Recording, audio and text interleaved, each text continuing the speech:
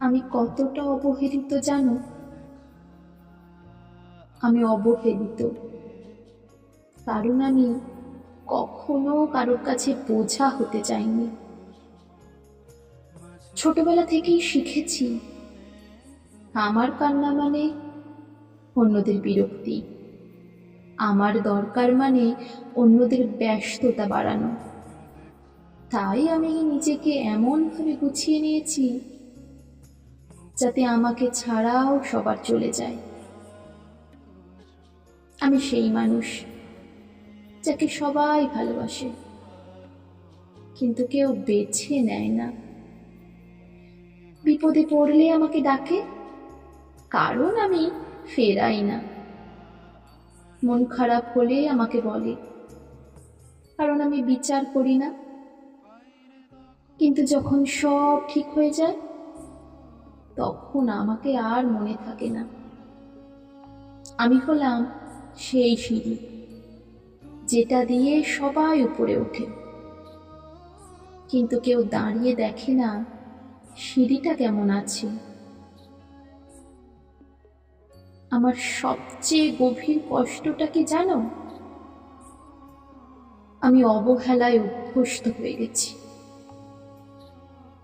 কেউ মেসেজের রিপ্লাই না দিলে আমি এখন আর কষ্ট পাই না। আমি কারণ বানাই। কেউ আমার জন্মদিন ভুলে গেলে আমি নিজেই নিজেকে উইশ করি। আমি নিজেই নিজের কাঁধে হাত রাখি, কারণ আমি জানি ওই হাতটা অন্য কোথাও থেকে আসবে না। আর এভাবেই আমি ধীরে ধীরে নিজেকেও অবহেলা করতে শিখে গেছি। আমি নিজের ক্লান্তিকে বলি পরে ঘুমাবো, নিজের ক্ষুধাকে বলি পরে খাবো, নিজের কান্নাকে বলি এখন না।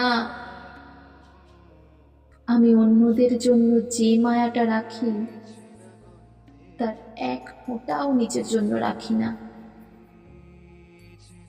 তাই আমি যখন বলি আমি অবহেলিত, এটা কোনো অভিযোগ না, এটা একটা স্বীকারোক্তি।